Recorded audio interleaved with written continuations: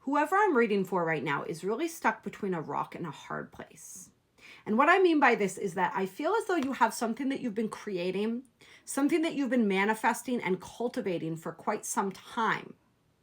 And now all of a sudden, out of nowhere, some new inspiration, some new idea, perhaps even for some new offer is dropping into your lap. And you're essentially like, well, now what do I do?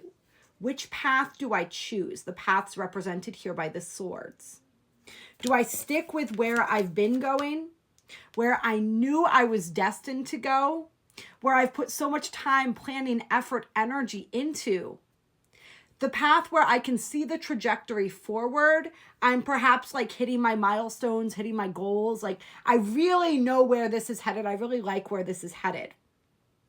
Or do I explore the path less traveled, the one that is really exciting me and pulling me in right now?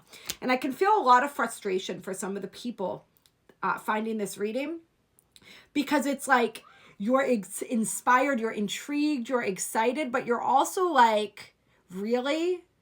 When I'm so close to creating what it is that I have been desiring, now the universe is going to throw me a curveball. Now all of a sudden this other seemingly unrelated path is making itself known. But what Spirit's saying is that these two paths may not be as different as you think. This new excitement, this new path may actually lead back into this one, but it may actually strengthen and evolve this path. It may actually be the piece that you've been missing. Let's get some more energy on this here. What is that wanted to pop out? 5 of Pentacles. Interesting. We'll put that to the side there. That's pointing to the scarcity mindset though, right? That's pointing to this fear of like, this path that I've been cultivating, this thing that I've been creating was going to give me the stability that I needed and desired. And I'm finally, perhaps for some of you, beginning to see that stability coming through. And now, like, what if this causes me to lose it all and puts me in this energy? But Spirit's saying this is a mentality more than anything else. And the fear of treading a new path and losing everything is the scarcity mentality. So somebody here really needs to work on that scarcity mentality. And perhaps part of this new inspiration coming through, part of why it's happening, is to highlight that for you so that you see and recognize where some of that scarcity mindset or mentality still exists within you, so that you can root it out of your belief systems, out of your psyche, your subconscious, in order to, because I feel like it's taken a while, whatever it is that you've been creating. And that's part of the reason why you're so frustrated at needing to start something new, is just because of how long it's taken. Spirit's saying it's going to take a lot less time if you actually go and down this road of what appears to you right now as a diversion. All right, that's for some of you. For a select few finding this reading, it actually is like a completely different direction that's taking you in, that doesn't really connect back to where you were going, but it's going to offer you the ultimate abundance that you seek. Like what you've been creating, Spirit's saying, or what you've been manifesting. You've been focused on like this thing being what's going to bring you that, but it's actually this thing that's going to bring that to you. So it's like, if you have the courage to follow your greatest excitement, then there will be a great reward at the end of that, which will be the absolute fulfillment of what it is that you sought out for, what it is that you desired, versus like a wishy-washy fulfillment of that, right? Like a lower version of that, I guess we could say. We have death here with judgment. All right, this is that call to action. This is that call for transformation here.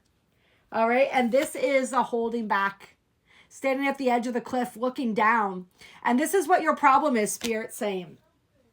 Like, think about when you, and I never did this because I wasn't this kind of like, I wasn't that kind of kid, all right? But some people did. You know, when you're a kid And a lot of places that do have waterways and stuff like that, they have like that place that has like that really high cliff or that really high jump off point where you can jump down into a body of water. Right. And so all the kids will go up and they'll take a running leap and they'll jump into this water off of whatever this thing is, whether it's a rock, a cliff, like a rope swing, something like that. All right. And it's like, who are the kids that were successful at actually jumping? Not the ones who stood there for 20 minutes looking down at how far they were going to jump. They were the ones who took a running leap, which is honestly what kept them from breaking their neck as well. You need the velocity of the movement, right? You need the momentum.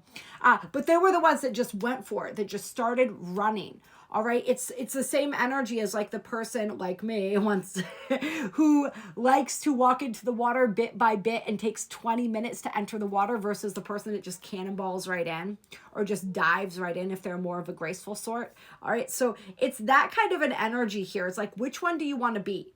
And if you are trying to summon up the courage to do something, sitting there and thinking about it, sitting there and finding all the reasons why not, getting caught up in all the fear, right? False evidence appearing real, working up your anxiety, just like studying how far of a jump it is to go.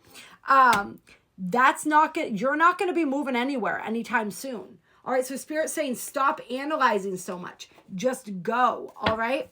We have a lot of energies this year, sort of fluctuating back and forth from Pisces to Aries, right? We have a lot of planets moving into Aries, then retrograding back into Pisces, then moving back into Aries. We have two major planets, Neptune and Saturn, who after this final retrograde back into Pisces will be firmly in Aries. This is their year of transition where they move into Aries and back into Pisces. There's a lot of this energy though. This energy that Aries very much is, it's reminding me of like the Nike symbol, how their catchphrase or whatever was just do it.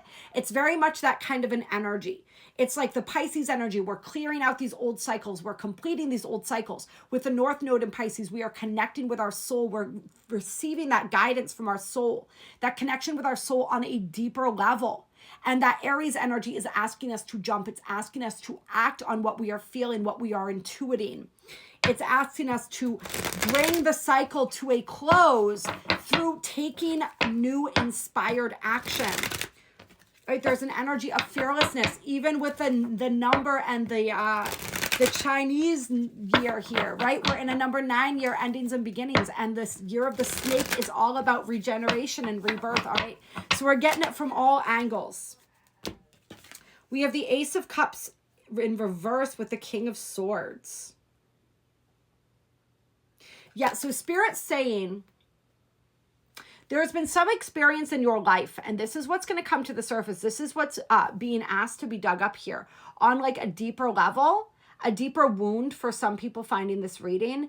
And this is some type of disappointment in the past that caused you to close off your heart, that caused you to no longer allow yourself to feel and experience your emotions and to act in life, in all areas in life, purely from a logical state of mind. And this is actually to your detriment at this time, because logically, like taking another direction doesn't make a whole lot of sense. All right. So if you are purely using your logic right now, it's not going to move you forward. Not the way. So it's like Spirit wants you to understand what you are desiring to manifest or create needs to be created on the quantum level. If you wait to do it the 3D way, it's going to take you the rest of your life. All right, Spirit's offering you a quantum solution. And the quantum solution that's going to help you leap through timelines and realities is a new and inventive approach that appears to take you in a different direction. But it's actually bringing you closer to your heart's desire. So trust that. Do not block yourself off emotionally. This is also this energy where you've been so head dominated that it's been hard to tap into your heart and into the receptive nature of your heart space. We cannot, like, our blessings can't come through unless we're willing to receive, right? Giving and receiving, just like the Six of Pentacles said. So for you, it's healing the heart center, working with that heart chakra, and really allowing that to be open, working in this energy of being open to receive. Follow me on YouTube. We talk about this a lot, this energy of being open to receive, and I'm going to be continuing to talk about this more moving forward. All right. I love you so much, and my main YouTube channel.